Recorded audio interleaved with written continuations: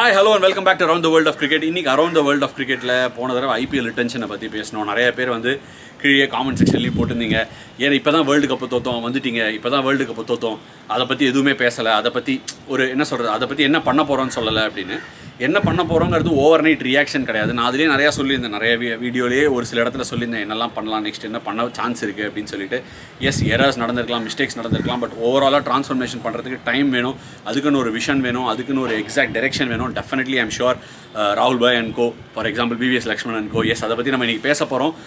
VVS Lakshman தலைமையில் ஒரு team போயிருக்கு நியூசிலாண்டில். ஆஸ் வி ஆர் ஸ்பீக்கிங், நான் இந்த வீடியோ பண்ணும்போது நாளைக்கு match 12 noon India versus New Zealand T20 series ஆரம்பிக்கிறாங்க. இந்தியா வந்து T20 matches leading in to the 2023 world cup. இப்போ 2023 50 ஓவர் வேர்ல்ட் கப் நடக்க போகுது. ஸோ 2020 மேட்சஸோட ஃப்ரீக்வன்சி குறவாயினே போகும். நிறையா 50 ஓவர் கேம்ஸ் தான் விளையாடுவாங்க. கிட்டத்தட்ட 10-13 மேட்ச் இருக்குது. அதுக்கப்புறம் 2023 அந்த 50 ஓவர் வேர்ல்ட் கப் முடிஞ்ச உடனே திருப்பி 2024 வேர்ல்ட் கப் யூஎஸ்லையும் வெஸ்ட் இண்டீஸ்லையும் நடக்க போகிறதுக்கான பில்டப். நிறைய T20 மேட்சஸ் நடக்கும். ஐசிசி ஓரளவுக்கு அவங்களோட மேஜர் ஈவெண்ட் வரும்போது அதுக்கேற்ற மாதிரி மேட்சஸை கொண்டு வராங்க. டீம்ஸுக்கும் ஆம்பிள் டைம் கிடைக்கும். என்ன டைரெக்ஷன் நம்ம தான் எடுக்க போகிறோம் அப்படின்னு சொல்லி பார்க்குறதுக்கு T20க்கு இது ஒரு நல்ல ஆப்பர்ச்சுனிட்டி. ஏன்னா இப்போ பெரும்பாலும் பார்த்தோம்னா இன்னைக்கு கூட நான் ஒரு இடத்துல பார்த்துருந்தேன். ஐ திங்க் விவிஎஸ் லக்ஷ்மன் ஒரு லட்சுமிபாய் தான் சொல்லியிருக்காரு, இந்த மாதிரி நிறையா போலர்ஸ் பேட்டிங் ஆடுறதுக்கான கேப்பபிலிட்டி வேணும், இன் டெப்த் இன்க்ரீஸ் பண்ணணும் பேட்டிங்கை பொறுத்த வரைக்கும் T20 கிரிக்கெட்டில் அப்படின்னு சொல்லியிருந்தாரு.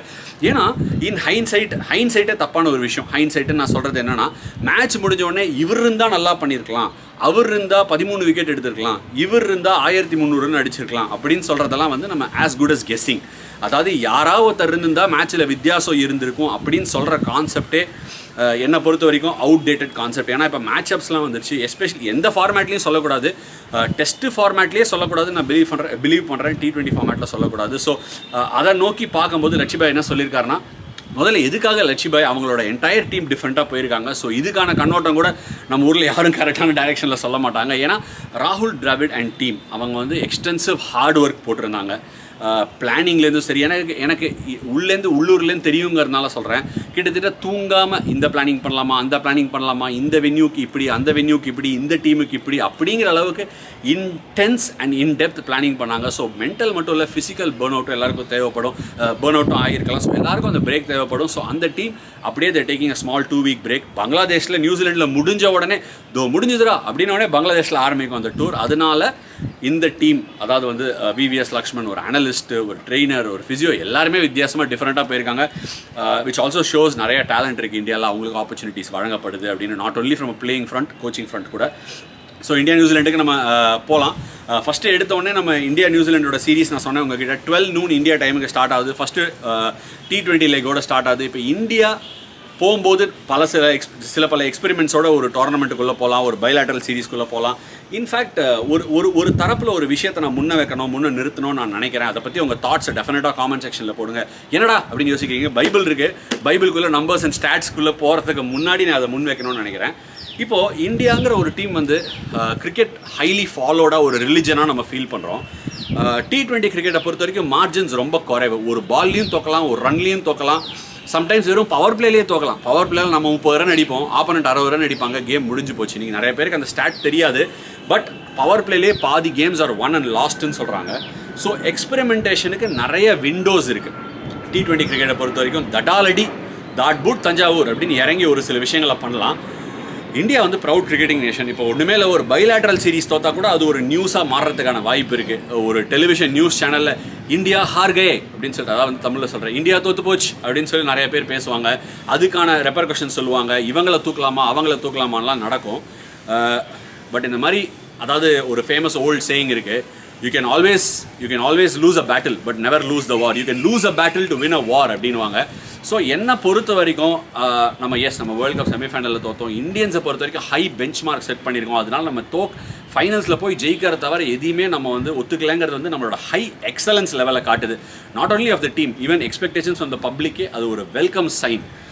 ரீசெண்டாக ஹர்ஷா போக்லே ஒரு இன்டர்வியூவில் சொல்லியிருந்தாரு, பார்த்தேன். சச்சின் டெண்டுல்கருங்கிறது வந்து ஒரு கிரிக்கெட்டர் கிடையாது, அது இந்த நேஷனை பொறுத்த வரைக்கும் ஹோப், ஒரு கேரக்டர் அப்படின்னு சொல்லியிருந்தார். அதான் என்னன்னா, சச்சின் டெண்டுல்கரை பார்க்கும்போது மக்கள்லாம் என்ன நினச்சாங்கன்னா, சச்சின் டெண்டுல்கர் அவ்வளோ எக்ஸலண்ட்டு, நான் கூட அவ்வளோ எக்ஸலண்ட்டாக இருக்க முடியும்னு ஒரு இந்தியனும் அவரை ஹோப்பாக பார்த்தாங்க. அவர் நாட் ஜஸ்ட் அ கிரிக்கெட்டர் அப்படின்னு ஒரு பாட்காஸ்ட்டில் சொன்னார். அது என்னோட ரொம்ப ஃபேமஸாக நின்று போயிடுச்சு.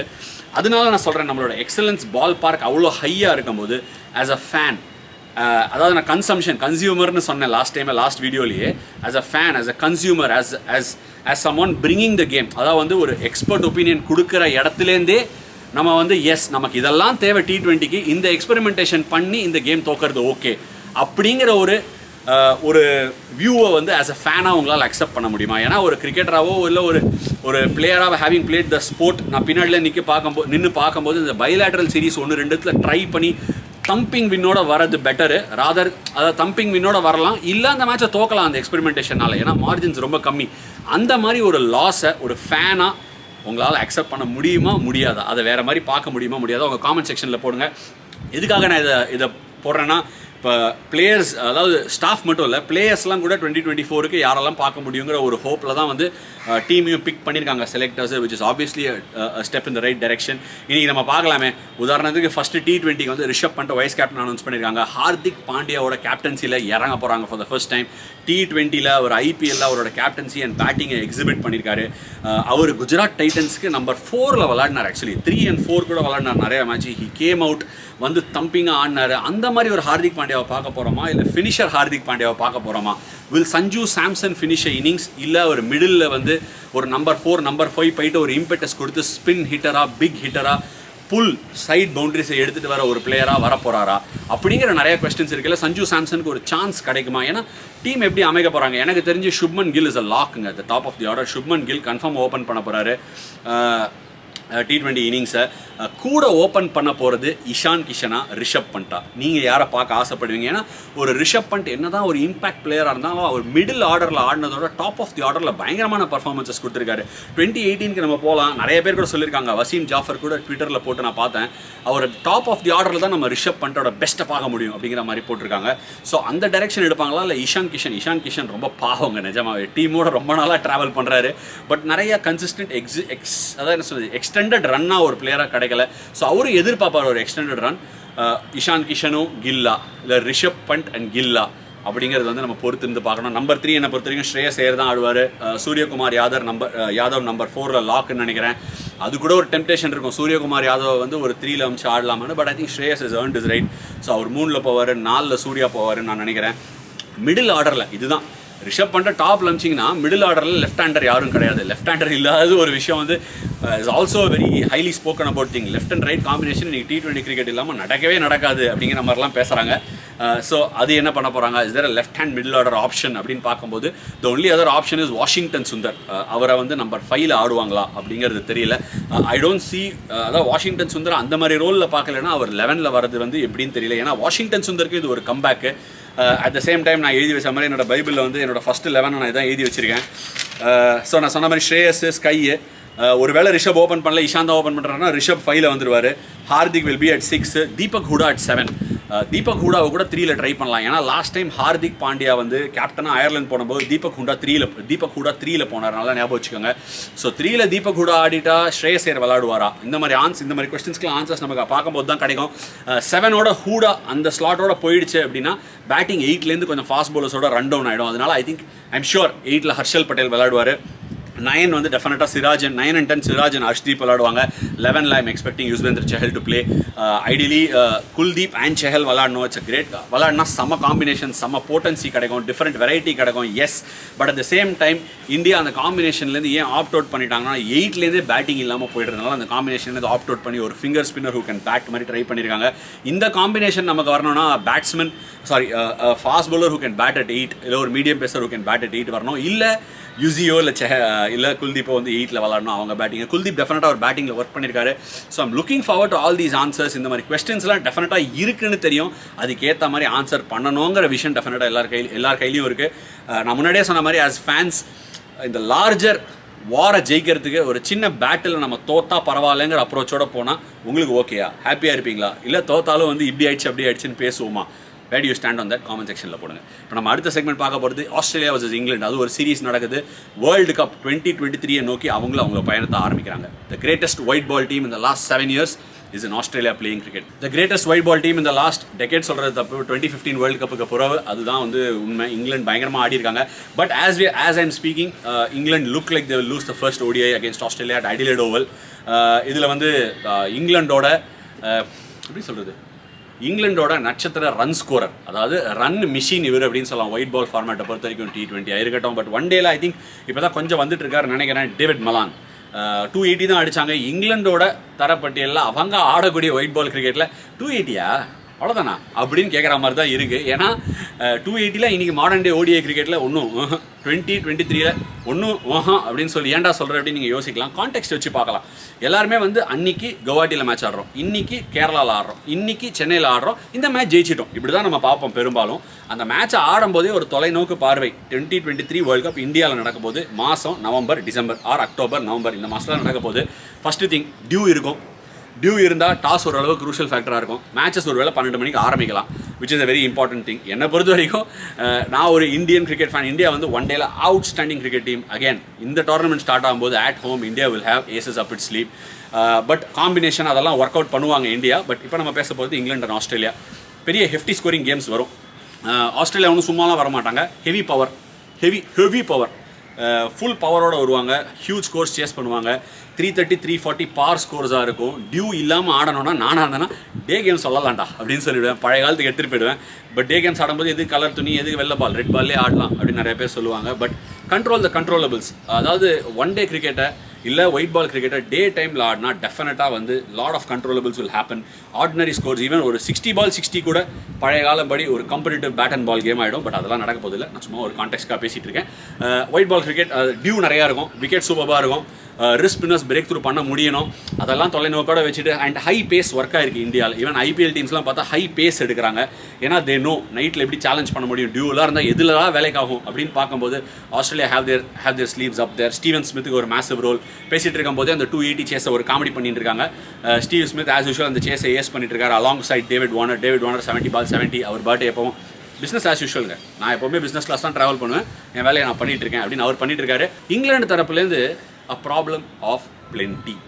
நாசர் ஹுசைன் நீங்களே அவர் வீடியோ பண்ணுறதுலாம் பார்ப்பீங்க. பேசும்போது கிளாரிட்டி, தெளிவு, கண்ணா லட்டு தின்ன ஆசையா அப்படிங்கிற மாதிரி தான் பேசுகிறாரு. Out standing clarity, enormous prep. அதாவது ஒரு கமெண்டேட்டர் தரப்புலேருந்து மைக்கேல் ஆப்டன், நாசர் ஹுசைன் இவங்கெல்லாம் பார்க்கும்போது எனார்மஸ் ப்ரெப். வேலை கொடுத்துருக்காங்க, என் வேலையை சூப்பராக செய்வேன் சார் அப்படிங்கிற மாதிரி அந்த player, ground, stat, modern day cricket. அவர் வந்து தலையில் நெத்தி அடிச்ச மாதிரி சொன்னார். இங்கிலாண்டோட ஒயிட் பால் கிரிக்கெட் வேற மாதிரி, அதில் கொஞ்சம் ரெட் பால் கிரிக்கெட் தொலைஞ்சா மாதிரி இருக்குது. பட் அதையும் அவங்க ஏதாவது அதுக்குன்னு ஒரு கமிட்டியை போட்டு எதுக்குன்னு பண்ணி ஏதாவது எடுத்துகிட்டு வருவாங்க, அந்த நம்பிக்கை எனக்கு இருக்குது. இங்கிலாண்டோட இங்கிலாண்டோட ஒயிட் பால் கிரிக்கெட் ரிச்சஸ். ஒரு ஜேர்னலிஸ்ட் கேட்டார் ஜேம்ஸ் வின்சன். யாரை? ஜேம்ஸ் வின்ஸ் யாரா அப்படின்னு நிறைய பேர் யோசிக்காதீங்க. நம்ம சேனலில் இருக்கீங்கன்னா கிரிக்கெட் உங்களுக்கு தெரியும், நீங்கள் கிரிக்கெட் பைத்தியம்னா ஜேம்ஸ் வின்ஸ் யாருன்னு உங்களுக்கு தெரிஞ்சிருக்கணும். ஜேம்ஸ் வின்ஸ் ஒரு லீடிங் ஒயிட் பால் கிரிக்கெட்டர் இன் இங்கிலாந்து. அவரோட பேர் எப்போவுமே அடிபட்டிருக்கும். அவர் ஆடுறதை பார்க்கும்போதே சும்மா சிலையை செதுக்கி பேட்டிங் ஆட வச்சா எப்படி இருக்குமோ அப்படி இருக்கும். அவ்வளவும் ஸ்டைலு. ஒயிட் பாலில் அவர் அடிக்காத ரன்னே இல்லை. இன்ஃபேக்ட் யோசிச்சு பார்க்கலாம் இல்லை, உண்மை. கடைசியாக அவர் ஆடின ஒயிட் பால் ஓடிஐ இன்னிங்ஸில் ஒரு 100 பாகிஸ்தானோட, இஃப் ஐம் நாட் ராங். அதுக்கப்புறம் 18 months 16 months ஒன் டே கிரிக்கெட்டே விளாடல. அது இப்போ கம்பேக் பண்ணுறாரு. அவரும் ஒரு ஜேர்னலிஸ்ட் கேட்டார், ஏன்பா வேர்ல்டு T20 ஜெயிச்சிருக்காங்க, இந்த டீம்லேயே நீயே சாம் பில்லிங்ஸ் நீங்களாம் தான் வந்திருக்கீங்க, உங்களுக்கு என்ன வேணும்? நீங்கள் ஆடி நல்லா பண்ணணும்னு நினைப்பீங்களா, இல்லை உங்கள் டீம் இந்த ஹைலேருந்து பரவாயில்ல இந்த சீரீஸும் ஜெயிக்கணுங்கிற நோக்கத்தோட பார்ப்பீங்களான்னு கேட்டதுக்கு ஜேம்ஸ் வின்ஸ் அப்படியே டிப்ளமேட்டிக்காக நான் வந்திருக்கேன், எனக்கு கொஞ்சம் விளாட விடுங்களேன் அப்படிங்கிற மாதிரி ஒரு ஆன்சர் சொல்லிட்டாரு. But it டெல்ஸ் another story. அவங்களோட white ball riches, options, Bairstow இல்லை, அவரால் விளையாடவே முடியல. அவருக்கு போல் ஜேம்ஸ் வின்ஸை கொண்டு வந்திருக்காங்க. சாம் பில்லிங்ஸ் இந்த வெயிட்டிங். சாம் பில்லிங்ஸ் என்ன சொல்லிட்டாரு, நான் ஐபிஎல்க்கே வரல, கென்ட்டுக்கு விளாட்றேன், என்னோட இங்கிலீஷ் கிரிக்கெட் ரெட் பாலும் ஒயிட் பால் ஸ்டேக்ஸும் ஹையராக இருக்குன்னு அதை பார்க்கணுன்றிருக்காரு. இதுதான் இங்கிலீஷ் கிரிக்கெட்டோட நிலைமை. இந்த ஃபஸ்ட் ஓடியை தோத்தாலும் I don't think they'll be too fast. ஏன்னா அவங்களோட மாடஸ் ஆப்பராண்டி, அவங்க விளாட வேண்டிய டைரெக்ஷன் என்ன பண்ணணுங்கிறதுல அவங்க கிளியராக இருக்காங்க. டாட்வுட் தஞ்சாவூர் வந்தால் ஃபுல் மீல்ஸு, வராட்டி அடுத்த நாள் திருப்பி ஃபுல் மீல்ஸ் போடுவோம் அப்படிங்கிறது தான் அவங்களோட டாக்டிக்ஸு.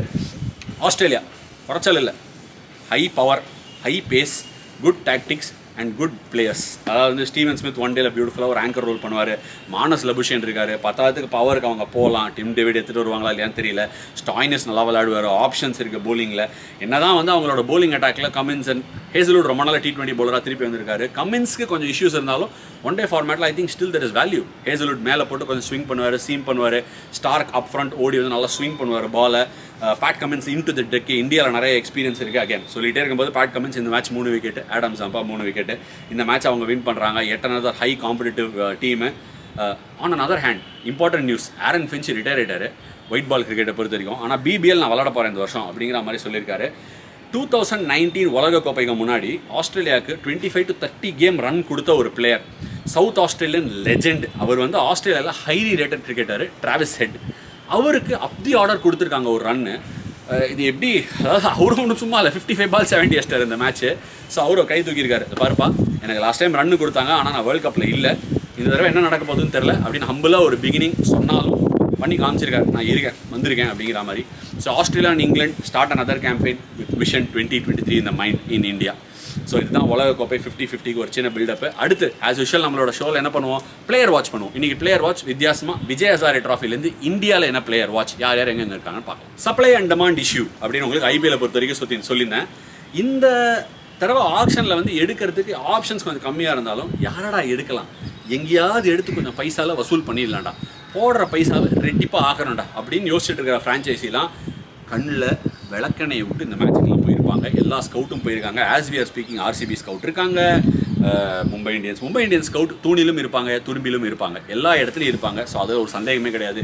கேகேஆர் ஸ்கவுட் பண்ணுறாங்க, எல்லாரும் பண்ணுறாங்க. ஸோ விஜய் ஹசாரே ட்ராஃபினா என் பைபிளில் தொட வேண்டிய நேரம் வந்துருச்சு. என் பைபிள் அண்ட் ஆஸ்தான பெண் தொட வேண்டிய நேரம் வந்துருச்சு.